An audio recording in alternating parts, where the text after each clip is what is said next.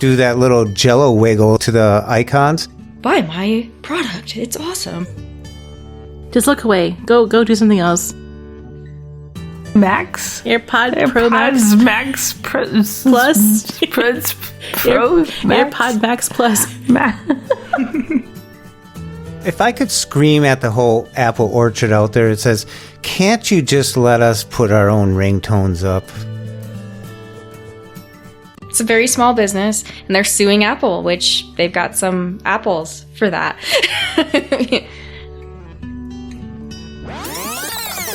Now that we've talked about everything we wanted to talk about. None of the stuff we talked saying about what is we on wanted the to see. Yeah. And I'd like to know how many people are in the room. I just want to know who's talking. It drives me crazy. Who's got the little circle around their name? You'd get confused because I got a halo around mine, and it's not a circle, it's a halo. That's what somebody told you. Oh, that's it. Live from the Blind Ability Studios, this is Tech Abilities. I'm Jeff Thompson from Friendly, Minnesota. And with me in the studio is Serena Gilbert. How are you doing? I am well. Here in Colorado, where we just had like back-to-back snowstorms, but spring is coming, they tell us, this weekend. So looking forward to it. Next month, right? Next month. No, this weekend. Spring? Stop it. Spring. I do live in Colorado Springs. Oh, plural. We just get one spring here in Minnesota. Like for 2 days. You guys get winter, 2 days of spring, super hot and humid, and then winter again. That's all you get. You forgot road construction. That's all year. Way out there on the West Coast, we got Raqi. How you doing, Rock? I'm doing good, Jeff. Doing good. Spring has sprung already over here. The weather's gorgeous. Knock on wood. Now that I say that, it's going to rain again. Temperature's almost to 70 degrees today. I think we hit 69, so... Whoa. Can't complain about nice weather. Well, we got a good inch of rain, so it's kind of nice to get that freshness coming back up here. Walk outside, it smells like worms, you know? Interesting. That's gross, Jeff. Well, haven't you ever done that? Walk out like to the bus stop or something and just got that earthy smell? I didn't know that was worms. Oh, it may not be worms. But if you're a fisher person... Dewy, you know. Yeah. Or worms. Or worms. That's right. It's too, they all dried up dry. there. And down there where they never get any rain, Las Vegas. How you doing, Angie? I'm excellent. How are you? I'm doing good. Doing good. Awesome. I heard a little bit of news, and I've been waiting for this all month because they announced something last fall about HBO Max coming out with audio description. And they just came out with an update, and it said... You know, if you're a voiceover user, we got better, you know, you can do this, you can do that. And they even had this part in there where there's going to be audio description. So I was excited to go check it out. I don't find anything yet. They got us all excited. I've checked it, like I'm checking it every day. And they have until March 31st, so we shall see. But what's funny is in our audio description group, there was somebody that was like, all these titles here are described. And we're like searching for them. And we're like, no, they're not. It turns out that person was looking at Amazon Prime the whole time. Oh, that's funny. I typed in audio description into the search bar. Nothing. No results. It comes up, no results. Psycho. Wow. I mean, it's obviously just a switch that they need to flip, because I did go check out the player in it, and there is a spot to change the language and stuff. It's very easy to find. I'm not a fan of the app right now, though, because you can't do the 2-finger double tap to play and pause. It definitely needs some work, but it's better than it was, for sure. I hate settling for, well, it's better than it was. And well, they have an accessibility manager now, so as soon as that audio description hits, believe me, they will be getting some feedback. I want to see, maybe there'll be a supplemental update. You just never know. And it's a lot better than it was. It was really bad. I mean, to Serena's point, it's much better than it was. Just the UI and stuff. I don't really mind the magic tap thing so much, but I just think overall the app is much more usable. I just like to see some content now, but they've got a week, so maybe they'll do a big content drop at midnight or something. News alert. HBO Max has just begun to make available audio description.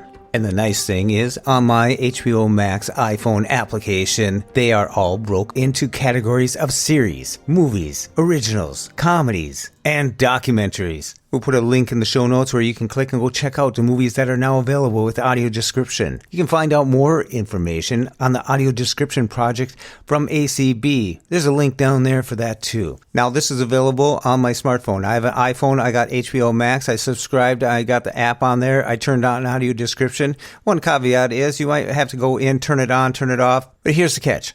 I have a smartphone. I have an iPhone. I downloaded the app. I subscribed to HBO Max. I went down in the menu all the way at the bottom. There's audio description. I tapped on that and it breaks out into some sections there. That's where you get your shows, your originals, your comedies, your movies, that type of stuff. And browse through I think there was over 90 different movies, shows that you could check out with audio description. So when you tap on a movie, you'll have to wait for the ad to end, but go into your controls, go into your audio, and I selected English audio description. Tap on that, went back to it, and there it was. Audio description was working for me. The catch-all here is I have Apple TV. It does not work on Apple TV. No way. Nothing available. There is no menu that has audio description on it. So what you can do is you can pull it up on your phone and you can hit AirPlay. Boom, there you go. It seems like you've got it on the TV. So that's kind of cool. I think give it time. Stay tuned to the audio description project. Maybe there'll be more updates, more news coming, but they'll be populating as they come out. They got a link there where you can go to the HBO site, and that link's in the show notes as well. You can also stay tuned with the audio description project and find out all you need to know about audio description. Lots of good stuff on that page. And if you want to hang out with like-minded people about audio description, check out the group on Facebook called Audio Description Discussion Group. Lots of good audio description discussion going on right there. Hence the name, Audio Description Discussion Group on Facebook. All right, back to the show. There's so many old series that I want to go back and watch and have some audio description with it. There you go. You binge on the weekend. Is this all Warner Brothers? Or is it just HBO Max? It's HBO Max, but they have so much stuff in there, Jeff. Like the other day, I saw they had The Middle in there. I mean, their library is just massive. I know they're going to at least be describing the HBO originals. I don't know what else other than that, or if they're going to acquire tracks, because The Middle was described, I think, all 9 seasons. So it'd be interesting to see if they acquired the rights to those tracks and things. But they're supposed to launch with 1,500 hours this month, so that's not insignificant. No, that's huge. Yeah. Wow. I don't know if we're going to have to check how much space we have on our phones, right? We're all going to be streaming it. Everybody will be. It's a massive catalog. Like, I mean, I want to watch The Flight Attendant. I want to watch Euphoria. Like, so many things that finally, Yeah, lots of stuff. I saw that they just released on Netflix all the new stuff that comes out in the month, and I was going through it, and I was like, oh, wow. I haven't seen that stuff for quite a long time, but just to think it's available. But then again, I couldn't check to see if it was audio described either. So I'm glad that HBO Max is doing it, and I really like what HBO is doing by having in the menus audio description as an option that you can click on, and then you can actually break it out into a few categories, shows, comedies, documentaries, and movies. So that's good stuff. On another note, I think Raqi, Angie, you'll be glad to hear about this. Lori had a leather case and it ripped, and I was tasked she wants a new case. And I remember, I think it was Angie or maybe Raqi that brought it up to me about the Moment brand of Raqi cases. And I both. I think we sent the link at the same day. Yeah. Didn't you send that, Raqi? I sent the link from Twitter, yeah. Yeah. Yeah, me too. So I looked it up and I noticed that they had it in the Apple Store and it was only $39 for the case, and it's really thin and it's biodegradable. So you can just throw it away and feel good at night, sleep well. It's funny that you think we don't just throw away our stuff. Yeah. Well, take the phone out first because that's Because I do throw it away in a plastic bag first, so I think that defeats the purpose. Oops. Yeah, but the bag is compostable, so it doesn't matter. Only if it's from Hawaii. They made that rule in Hawaii. All the Walmarts and everything. Oh, that is. I think all of them should do it. You go to Walmart, you get 12 things, and you get 11 bags. It's silly. Anyways, as I was saying, I received the case. She put it on her iPhone, the new SE.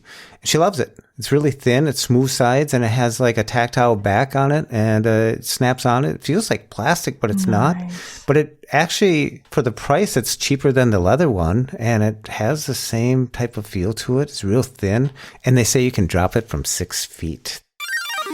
That's the test that they put it through. Nice. And it also has a spot on the back. I guess there's a little ring on the back that it also works as Moment makes lenses that you could put on. That wasn't a feature that I was looking for, though. But they also make the MagSafe tripods, MagSafe wall mount, and MagSafe vent for the car, all that type of stuff. But there's one that I was interested in because I was just doing some Access Acting Academy stuff, and I had to use a little tripod. But to think that you could snap it on with the magnet, but then they also have a screw mount, so you could put it onto a typical everyday tripod. Not that I have them laying around, but yeah, it comes with 2 screw mounts. So interesting line of product, and it was interesting that it was $10 cheaper on the Apple Store than it was at the Amazon store. That is so strange. I'm so excited for these products. I remember when I first sent the link, my real inclination, the thing that kind of got me kind of eager to check them out was the wall mount. I thought, what a cool idea, to just get your phone up off the counter, just come and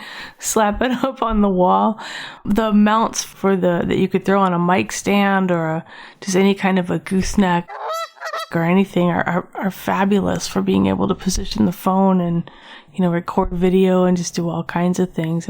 If it's anything like the MagSafe adapter, I think it'll be pretty impressive. So I'm excited for these products. Really, I think MagSafe is the new next sort of cool thing that's been reinvented. I have a question. Have any of you found, because I've looked, there are other MagSafe chargers, but they don't actually charge at the 20-watt speed. No. Has anyone found any other than the official Apple one? Just the Apple cable. Yeah, they all only trickle charges. There are high-speed chargers out there, but they're going to charge through the Lightning port. The MagSafe is only going to let you trickle charge.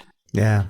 Well, it said that the Apple MagSafe cord, though, does do the quicker charging. Because I read an article where it was like the MagSafe one that's actually from Apple is the only one that actually does do. I have it. It trickle charges. Fast charging. I have it on the fast charger. I have it on the 20-watt charger from Apple because it was the only. I got them together, so it's crazy to throw something that charges at what is it? It's 5 watts or so. It's a 20-watt charger, but it has to do the step down. It takes forever to charge with the MagSafe. But that is so odd. Yeah, it doesn't. And it gets a little warm. See, I heard that did those charge at like 15 this was a or whatever. problem. So I really want to see the battery packs they're coming out with that don't slide onto your phone or they're cases, but they don't act like cases. They're more like the standalone juice packs or power pack, but they clip onto your phone using the magnet on the back of your phone, and that's how they charge. You have ports on them too, but the whole idea is to be able to just grab your phone and, put it together with your battery and charge it and then separate them when you want to take it off. So it acts like a wireless charger, and then you take the battery and charge it up when it's dead. And a lot of companies are making them, but they're really not very high capacity, and there's some concern with them overheating. I know Apple's working on one too, but that, for whatever reason, MagSafe tends to get pretty toasty, and so I don't know if Apple's going to release theirs or what. There's some issues with it, but it doesn't charge at a very high, very rapid rate of speed, but it sure is convenient. That's interesting. When you first brought this up, I think, when they first announcing the 12s and the new MagSafe and stuff like that coming out, I saw some people talking about a 30 amp charger. Then, I got the 20 USB-C and everything like that. And I think that's really, I favor that. I used to favor the charger that came with the iPad. I like using the 20. I don't use the MagSafe, but I think the thing that people were telling us, we got a couple emails in there saying that they like the MagSafe because at night when they're just checking their phone out and they set it down, that they may have missed the pad where it's supposed to be charging and it didn't charge in the morning. So with that sound that Angie turned us on to at first, that sound, that's just bang, you know it's on. It's connected. And it's secure. Yeah. Right. Because at 1 o'clock in the morning, when you just happen to pick up your phone for a second, it's just nice that you got a good, that's charging. Mm-hmm. Well, and if you use other accessories, so I use my phone alongside of other accessories during the day at work, and it's nice to just be able to throw it on the MagSafe all day and then have access to my ports for other things, whether it's mixer or headphones or whatever. That's a great point. You guys turned me on to your purchases over the years, and one of them was the HomePod Mini, and I bought a set. And finally. Yay. Although now that they're discontinuing big boy. I'm so which annoyed that I'm very sad about that. Because if my big one ever breaks, I'm going to be, I don't know what I'll do. Yeah, I always wanted the big boy, but as soon as I plugged one of these in, and it was like, oh, that's cool. That sounds like, because it has that drone sound when you first plug it in. It's like, boom. And you go, wow. It's the Apple noise. Oh, yeah. It just makes it. Or like Apple TV Plus when you go into one of their movies, that first Especially sound. with surround sound. Oh, man. It sounds so good.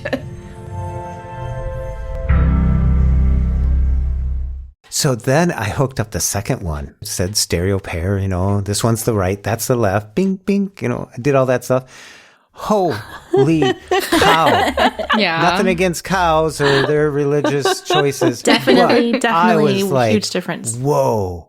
I couldn't believe he got so excited over a $99 speaker, and he was like, "No, really, they sound wonderful together." No, they sound now good. I have to they try sound, it. Especially with how small they are. They're amazing. I said, "Did you use it with the sub?" And he said, "No, they just sound great together." It has subs built into them. Wow. And my one shakes my desk if I turn it up, and it's a bassy song. Wow. I can only imagine how it's sounding with your two, Jeff. It's like, wow, whoa, wow, I just have to say, when I heard him in stereo and I played some music, like some soft music or something, it's pleasant enough that it can just sit on in the room and not interfere with you. Like when I'm using one of the smaller Amazon devices or the Google Home devices or something, it sounds like a transistor radio in a sense, now that I have something to compare it with. I told you. And these, you can just put it on like 20% or something. And it's still good.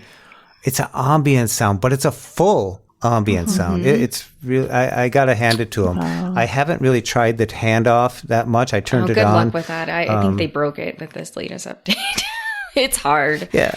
I really like that you can have your voiceover on your phone, but the music's playing on the speakers. That is convenient. It just gives you a whole nother sense of, it's not ducking or anything. It's really cool. But I got them sitting in my room here, and I can connect them up to my computer if I want to, but I'm just using them right now to enjoy some music, and it's like kind of cool. I really was impressed. I read an article that they say reportedly has a hidden sensor inside these things that they haven't turned on yet. A humidity sensor and a thermostat. Temperature. Well, a temperature. That's interesting. I mean, what else they got in there? Maybe for smart home type things. Because think about it. If you have a smart it is a hub, device, and you want it to be 73 degrees in your room while you're sleeping overnight, that could be a different way of doing that. What a better way to get there than... Yeah, the rest of the house is at 80. One of the Echoes will do this. I don't know if it's the big one or which one, but one of the Amazon Echoes will do that, apparently. That'd be really cool if they would enable that. Yeah, actually. if you could integrate it with your Nest product or your other product, whatever one you're using, your Honeywell or anything. Oh, Nest will never integrate. No. Nest is Google. Because it's owned by They got their Google. own thing, yeah. Do I hear the claws coming out between Google and Apple? They'll never happen. But although you can use Apple Music on the Google speakers, so it is kind of interesting. Okay, well, I got a beef to pick about that. Every 2 weeks, I say, hey, G person, blah, blah, blah, play, blah, blah, blah. To get this on Apple Music, you have to connect it up with your phone. Blah, See, blah, and blah. that happens to me on my Echo. It stayed connected to the Google one, but it never stays connected to our Echoes, ever. I got to hand it to Siri, though. People talk about Siri in so many different tones. However, my Wemo plugs that my lamps are plugged into, so I can shut off the living room, I can shut off the driveway lights, I can shut off my studio stuff just by one command. But Google drops these things all the time, like cannot connect to tall lamp in living room. The Wemo is obnoxious to connect. I will tell you. If it drops it and then you have to reconnect it, it is a pain. Oh, yeah. However, Siri's never lost them. That's weird. And so that's why I was happy to get these speakers and get them connected up. The only thing that I'm having trouble with right now, not really trouble with, Lori is on my plan. We go into the iCloud and stuff like that. You can train it to learn her voice. she'll it's have to multiple turn. steps. Yeah, she'll have to go into her phone, into the home app, and turn And you have to on. invite her to it. Yeah, so that's does work what well. we're working out right now. It does work wonderfully when you get it, because our one that's upstairs, we have it programmed where it knows my voice and Charles's voice, and it works well. But it's a pain to, it's not intuitive. Like, Google how to do it, because it is not intuitive at all how to make it do that. So I should say, hey, It's hey, really G hard. person, teach Hey Siri. Yeah. It's like 7 steps. I'm not even joking. I don't know if you've done it too, Angie, Yeah, with it's you pretty and involved. Sean, but it is. I mean, it's not not a simple intuitive. matter of a voice, a toggle. No, you have to. It's not just a toggle. Oh yeah, it's something I'll have to do over coffee on a Saturday or definitely have something coffee with Lori. first, It's though. nothing I can just. Yeah. Yeah, it's a trial and error thing, because it doesn't always work the first time. It's annoying. We started doing it when they introduced the intercom feature. We started messing with it when I they still can't. I don't brought even that know out. if that works yet. Yeah, it should. It does, but I haven't I don't used use it in a long it time either. because It was fun when it first came out, but like we use the other devices to do it to get to my son when we're downstairs and he's upstairs. Yeah, you just stand at the top of the stairs and yell, right? Yeah, but sometimes it's effective, sometimes it's not. I know. It's really weird that it would have that much difficulty, though, because I will say, the Amazon devices just don't care who talks to them. Well, this one's so that so Lori could go up to it and say, play my whatever playlist, and it'll know to play from her stuff, not from Jeff's stuff. But it's hers, yeah. So it does. It's great. I thought I had it all set up, and earlier I said something to it, and it says, "We do not recognize your voice." And I'm like, "What do you mean? I bought you. I own you. Purchased. Yeah, I was your plugged first. you in. I to- set you up. Yeah, I was your first. that was mine. Yeah. Then I went into my phone and I shut it off and then turned it back on. You know what I mean? The voice It recognition. might have needed to do an update, because they do update. There's no way to make them update. They just do it based on your phone updating, if that makes sense, because it downloads it through your phone. I don't like them doing that a little bit, because if anyone has the AirPod Plus, AirPod, Making up products over there. AirPod. Russ, Do you know something that we don't know, Mister? Yeah, Steve Jobs is the wrong name. Why Yeah, blah, why can't blah, I blah, think blah, of blah. his name? Tim Cook. What is the Apple CEO's name? What Tim is Apple. wrong with me? Tim Apple. Tim Cook. Thank Where's you. it? I was like, I know it's Not simple. Steve Jobs anymore. According to the presidential release a few months back, it was Tim Apple. Oh, Apple. Tim There we Apple, go. Yeah. Yeah. But the AirPod Plus. You still There you did it. AirPod again. I said it right. You said Pros. plus. Oh, Or Max. Max's? I better be nice to myself because I got to edit this. There's so many words that you could say that would still be correct. Max. AirPod Pro Max Max Plus. Pro. AirPod Max Plus. He's still salty about that. Air Max tags. They'll be out sometime in April. Maybe on the 1st. Definitely next Definitely Thursday. on the The first. AirPod Pros. April Fools. Have you ever seen that they had a firmware update and it says, yeah, it'll do it by itself? You just have to keep waiting for it. I know. You go It's in annoying. and I never like reading serial numbers or what upgrade it's on. And it's like, mine ain't upgrading. And you hear people. And it's this random, it's not like, oh, it's 11.2. It's like all these random numbers and letters. Like, yeah. And you got to listen to them all. And you hear people on the East Coast getting it. People on the West Coast are getting it. And there's People in no way to Canada. force it. Like, No. the HomePod's like that And they too. say, oh, well, did you open your case and set your phone near it? No, They're idiot. married. They're both plugged in. Yeah. Mm-hmm. And you just stand there for a I've minute. been waiting and you check the firmware and check the firmware. like when the spatial audio came Yeah, out. you're best just to forget about it and then just suddenly be Just surprised. be Yeah. surprised. Just look away. Go do something else. When you come back, hopefully it'll be done. Or it'll be that you can't use them. You don't get any sort of warning that it's been upgraded either. It doesn't say your device was upgraded. There's just nothing. You just check and, oh, like magic, there's a different number here now. Another thing that's kind of mystifying to me is Flicktype is suing Apple. Oh, geez. Enough said. How about them Nice. apples? Moving on. You know what they say about if you don't have anything nice to say? That whole adage, don't say anything. I think Yeah, we I owe it to just the listeners to explain know. what's going on with it, though. Because I don't think everyone knows. Go Go for it. I've never been a very avid Flicktype user. So. For those that don't know, maybe like Flicktype, it's a third-party keyboard that was specifically developed. Well, it was by the site. Like he initially developed Flexi. It's back in the days of Flexi. If you were... Frankly, I'm sorry, he did. Same. And then decided that there were some regrets there, and now he has Flicktype. And he claims that Apple tried to buy Flicktype. He didn't want to, so then they basically made his app, like had other apps that were like his app that were being promoted and lessened his app. But frankly, the app is buggy. It does not work right. In my experience, I've tried to use it every time there's an update pushed out, and it turns off direct touch typing just by itself, which you need to have on to use the app. And I just got tired of it. So I like to use it with the watch, or at least I used to, because it was really neat to be able to type on your watch.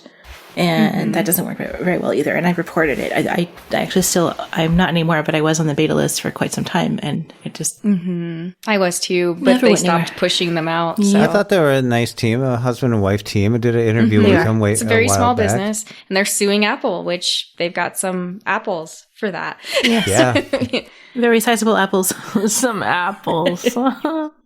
Well, and I think for the watch, to your point, the concept is great to have a keyboard for the watch for people that don't want to dictate everything. I'm a big BSI user, so when people were all into it for the phone, I just went, whatever. I just don't use it. But a lot of people really liked it and used it, and I just all of a sudden, I don't know, people have been really dissatisfied with it, and I don't know if they just broke the updates over time. Or It kind of faded away like as fast as Beanie Babies. Do you know what I mean?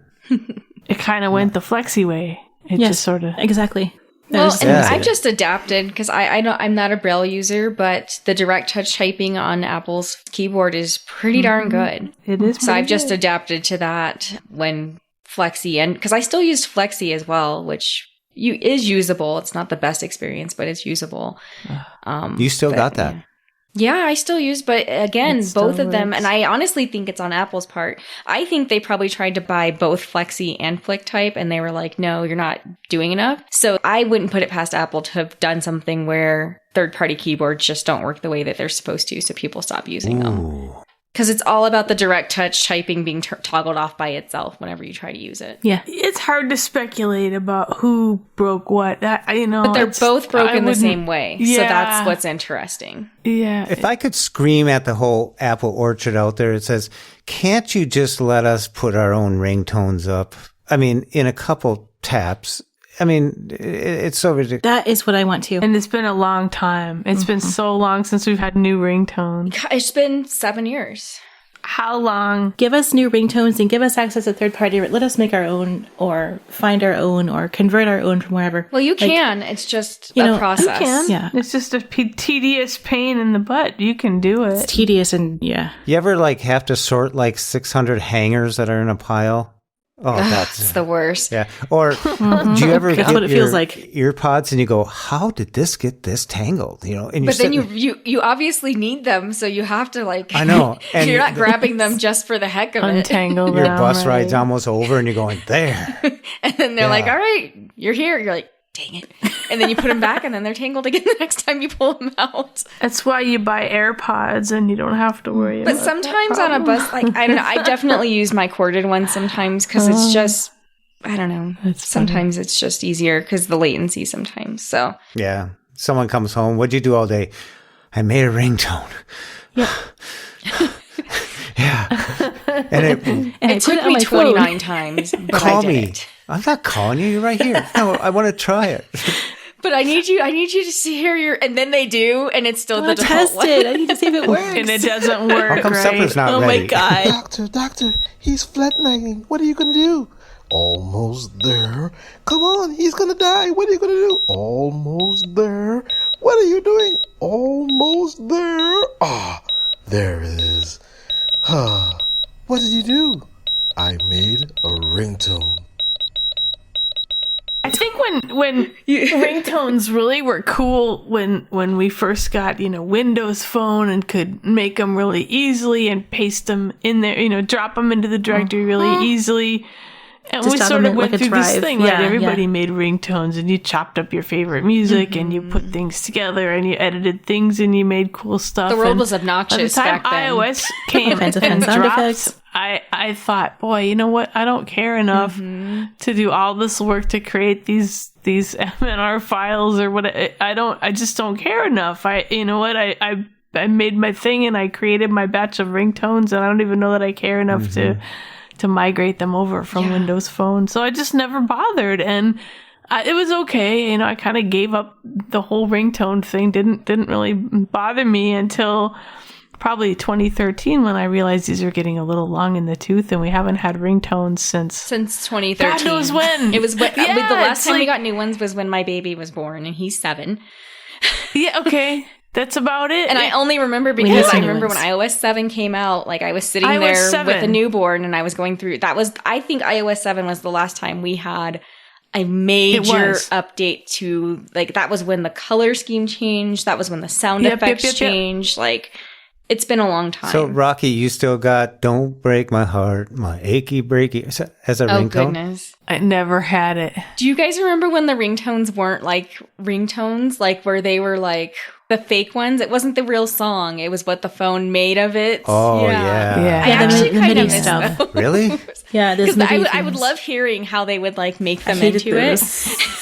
Kind of like Muzak or something? Yeah. It wasn't even that. Less I mean, it than was like Muzak. fake Whoa. tones, No. you know. Think of like, you know, like on a keyboard when you play like My Heart Will Go On, you know. Somebody with a It was Casio, like bad like a really MIDI. cheap They would looking just Casio. really bad MIDI. Yeah. Do you remember the game? Oh, you probably Snake. nobody on this thing is old enough. There was a game called True Panem. I want to put the call out there. Who out there in the podverse remembers the game True Panem? I've never Had some heard of that. really, really cool sounds in it. And I remember stealing a little thing that it did. It was about a 12-second little thing, a little MIDI thing. And it was the coolest ringtone. And I kept it That's forever. I awesome. stole it. I chopped it out of the game and kept it probably maybe She hacked into there. maybe 2001 or something. I don't know. Somebody will remember True Panem. Yeah, I remember the 2 Pan Am, the game. Yeah, that was some fun times. I remember when they had the 1 Pan Am, and we would like throw large rocks at each other, and if you get unconscious, then that means you're out of the game, and the last person standing, they won the game. Yeah, those were good times. What's my name again? Where am I? Who are you people? And when it came out, it was the early 2000s. And that thing went onto my Nokia phone. It went onto my Windows phone. I need you to find the Finally, sound with effect iPhone. and get It it to was so Jeff. cool. Anybody I'll knows where they find can it. find It's this, just- give us a call at 612-367-6093. The portable ringtone. All right, Micro Machines guy. Right on. And then he slows down at the last number. 9-3. I love it. I love it. There's a lot of voice actors on Clubhouse. Have you been There taking are. lessons from all those voice hot on the No, mic I voice have rooms not where they there, Miss West Coast It's girl. clear, actually, Raqi. Isn't that obvious that he hasn't? Yeah. But Clubhouse is a place where you too can go and enjoy all the latest features. Accessibility has been increased and the functionality, usability has improved quite a bit. Functionability? I think it has been. But there are a few things that I'm still looking for in Clubhouse. And one of them is I would like to be able to direct message or communicate because the mic is live. And if I have a moderator that I'm working with and I want to communicate something like segue into this part now, you know, or something, it'd be nice if maybe they'll build up some monetary type of things where new features where the moderators can communicate between each other. Maybe a closed mic, maybe left ear only or something. I don't know, but no one has to hear all that. So it'd be kind of neat. That's one thing that I was thinking of that I would like to see. You guys, any improvements that Clubhouse could do?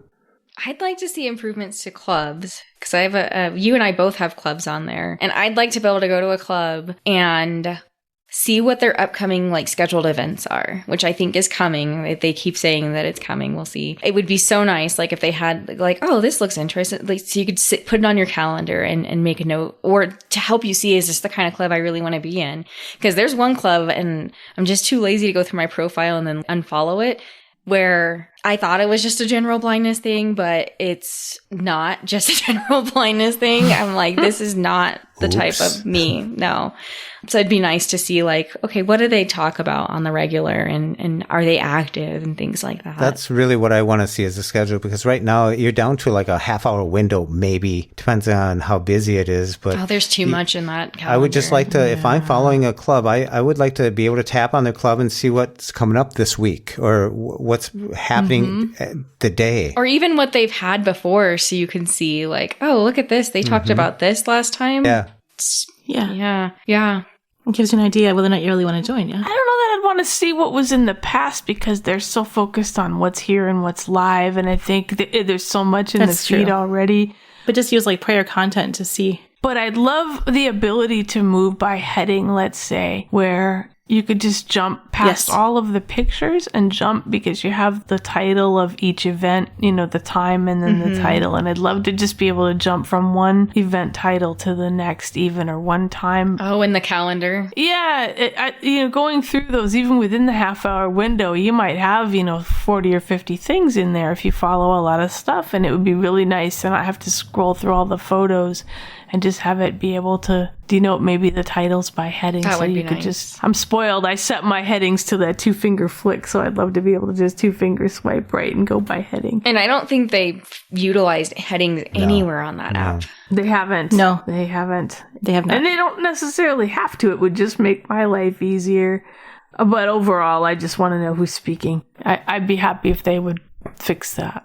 Really, more than anything, I would be happiest if they would just make it so that with voiceover, I could either touch a part of the screen and see at any given time who's speaking, or somehow figure out a way to announce who the current speaker is, because it's really hard when you're in a very crowded room to know who's talking. Current speaker, that'd be a nice little spot, just touch it and it says who's speaking. And if you tap that person, that it would take you right to their profile. So then you could follow that person, not just to let you know it's John, but then there's 600 people in the room named John.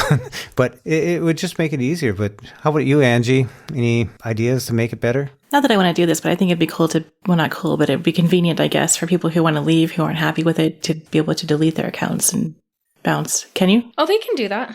Did they add that? Yeah, that was in not this last update, but the one before it. You can deactivate your account. I don't remember. I don't know where, because I don't want to do that. But you can deactivate it. Are you hinting at something, Angie? What's up? Yeah. Nah. So you can be on Clubhouse next week? Yes. I mean, I've got to say overall, like I was talking to somebody else about this. I've noticed my Facebook time has shifted to Clubhouse time. Like I really do enjoy Clubhouse. Like I especially enjoy, he popped into your group a couple weeks ago, Matt Ader from Vispero and Freedom Scientific. Yes. And he's always on there now. He's everywhere. I've learned so much about Jaws just by being in on his Clubhouse, like so much that has helped me be more productive at work. Nice. And it's so nice to have that direct link to them and that they're so active. Oh, their transparency, Matt's on there, Eric's on there, and a couple other the guys Rachel are on Buchanan's on there.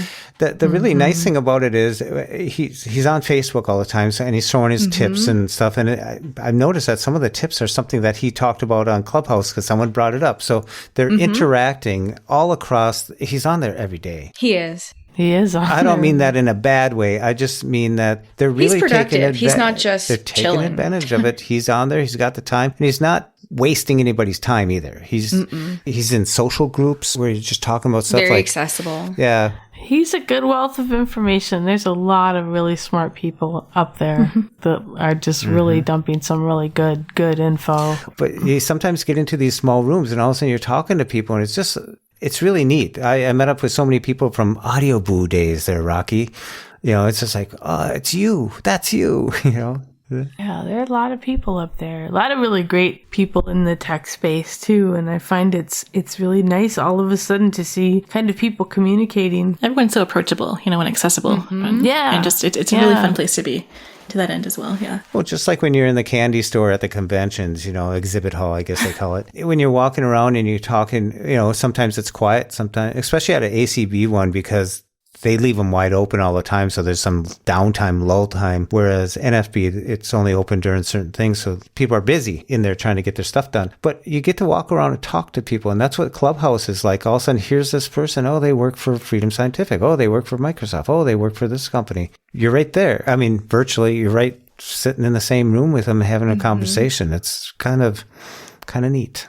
Yeah, I've networked with people that I would not have before that could potentially open up down the road some, business opportunities and things like that. So, and they're authentic. It's not just buy my product. It's awesome. Blow smoke. Yeah. And then I've somebody said this and I'm like, it's true. So it's real easy for people to be mean when it's just, I'll type it and hit post and put my phone down. But when you're on Clubhouse and you're going to say something rude and things like that, like you have to own it. Like you can't just say it and then like mic drop and leave. Like you have, you're going to get called out on your stuff. So I think there's a lot less drama on Clubhouse. Although I do follow one club, but it's more just almost for entertainment. They intentionally have controversial conversations. So sometimes it's interesting to hear the differing views. But generally, I mean, I don't think I've had anybody be rude. I think I've had people not really follow Clubhouse etiquette in the best way in regards to if we have a room that we're running and maybe we've got a queue and, we're going through one at a time to allow people to ask questions. You invite a couple people up and sometimes people try to jump the line or whatever or just interrupt and that can be frustrating. But generally everyone's really, really nice. Yeah, I think there's more positive experiences that I take away from it. The changes that I would like to see are just little tweaks here and there that'll make it better. I know it's still in a beta format. I mean, even the audio high quality is in a beta format. Everything's forgetting that. Yeah. Everything. Yeah. I don't like the fact that if you set, okay, I want to use high quality because I got Wi-Fi that works. Can it just stay there for the whole time you're on the app? It doesn't stick because as soon as you, for every room, as soon as you go to the and I audience actually forget and come to back do it. up. I do too. It's almost not worth it because it's that extra step. And it should be on normal, not low. And it's not always there. Do you notice some rooms have it and some rooms don't? Oh, that's weird. It's only if you're a speaker that you can change it, though. You can't, if you're an audience member and you're like, man, this audio is really low, you can't change it. It only impacts your audio. Yeah. Not other people's. It's just your audio. It's just your mic. But it's neat that they're exploring this thing. The rumor has it the Android app is ready to drop pretty soon here. They said probably in about 4 weeks for Android users. So look for it in about May. And they did that very fast. Yeah, so that'll be interesting. Because they just hired Android developers like maybe 5 or 6 weeks ago. So they fast-tracked that. So is it just me, or do you feel like that is going to drastically change the landscape of Clubhouse? I don't think it will, because I think people who really wanted to be on there that have Android typically have an iPad, and that's how they've been accessing it anyway.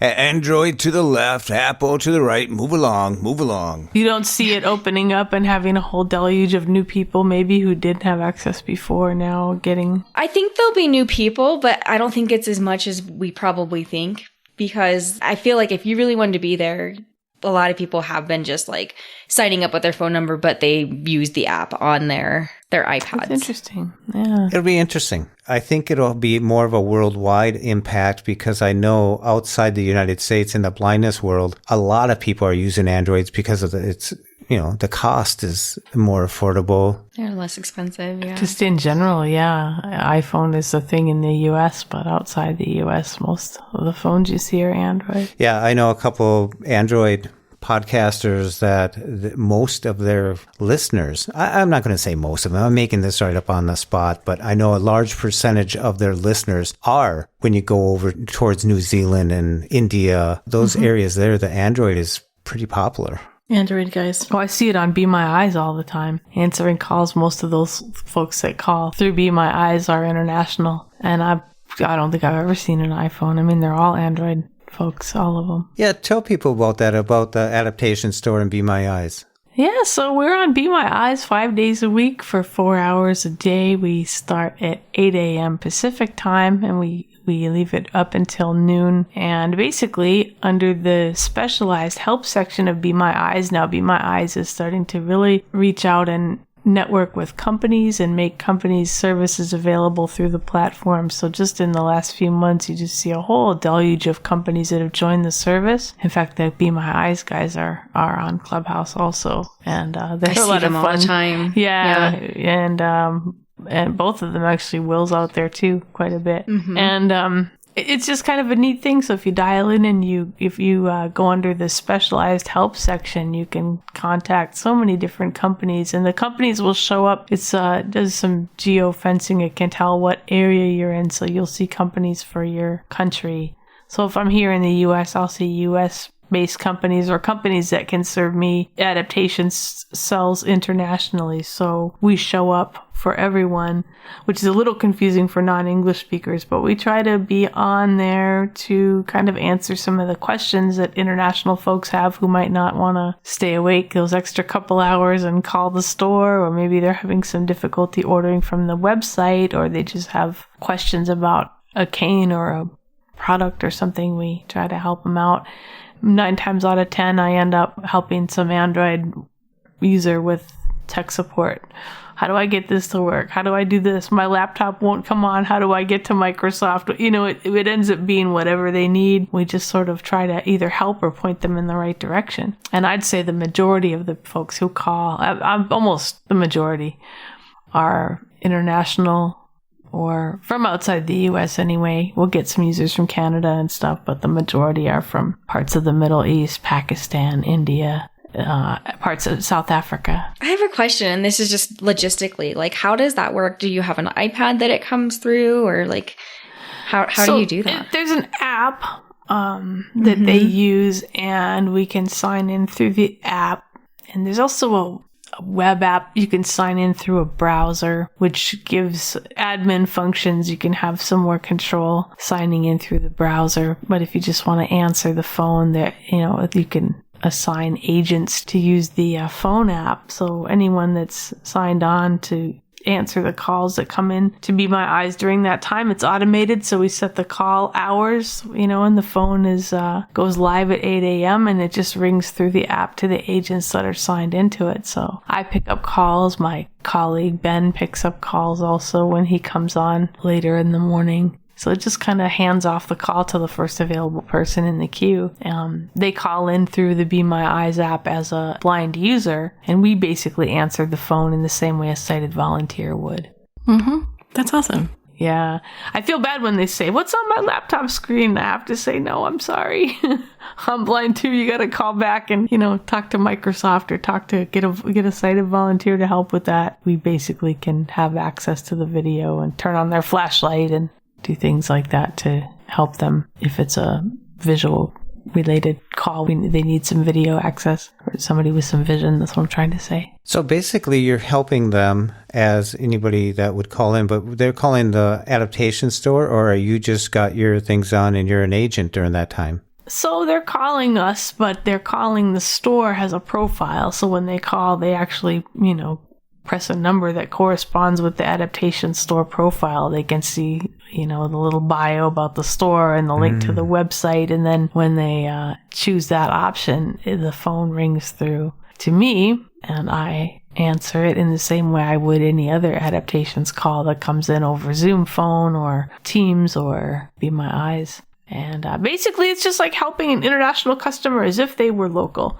They call and they want to make a phone sale or have questions about a product. We just help them out in the same way we would any local person calling on the phone with a question, except they're outside the country. So sometimes their questions are a little different and have to do with international things, like how long does my cane need to be? And I have to run for Alexa to try to do all the conversions that I don't know how to do in my head and things like that.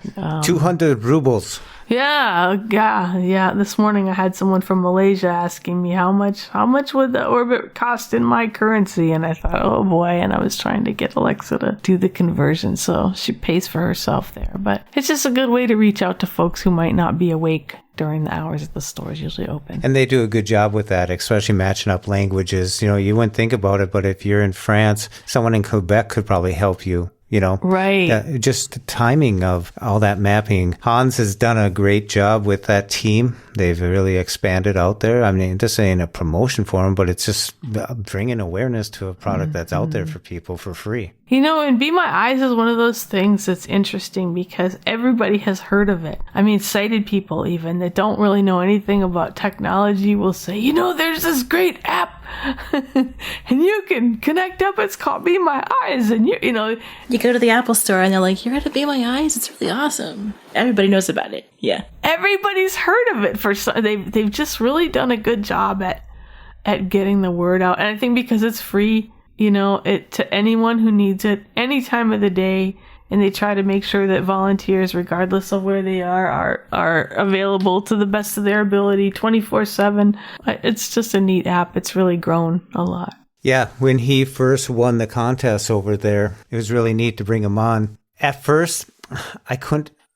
He was a tough edit. And now every time I see him, it's like, I owe you a beer. We got to have that. It's just so neat to connect up with him. And he's been out at Enchanted Hills Camp. He's been out to the lighthouse there. Yep. Hans. Yeah. And just good people. Will Butler, Hans, and the rest of the team over there. They're always at the conventions. Yeah. Will used to work with us. He used to be our communications director, and he hopped over there. He was with NPR before that. Yeah. Yeah. It's a good gig.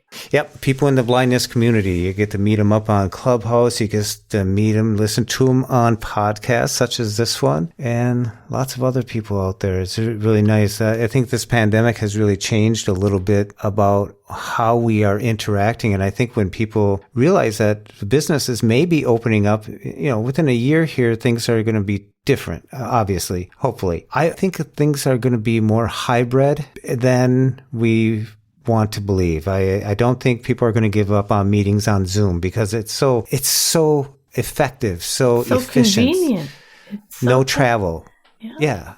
There's no travel time. Even the cost to have a state rehab council meeting, you have to pay people to be there, but you have to pay for their travel. If they come from out of the metro area, they might have to lodge. You have to feed the people and all that stuff. So those costs are just cut, and it's just a Zoom call or some other type of webinar type of phone call that you're connecting up with. So I don't think we're going to go back to a normal. I think we're in the new normal, and what comes out of this in the future, the way even Serena, how you do your work and stuff, I believe it's going to change. I don't think we're going back to where it used to be. Yeah, doesn't that kind of excite you in a way? Like, in some ways, it's a good change. It's like we allowed our technology the space to finally catch up with where we are.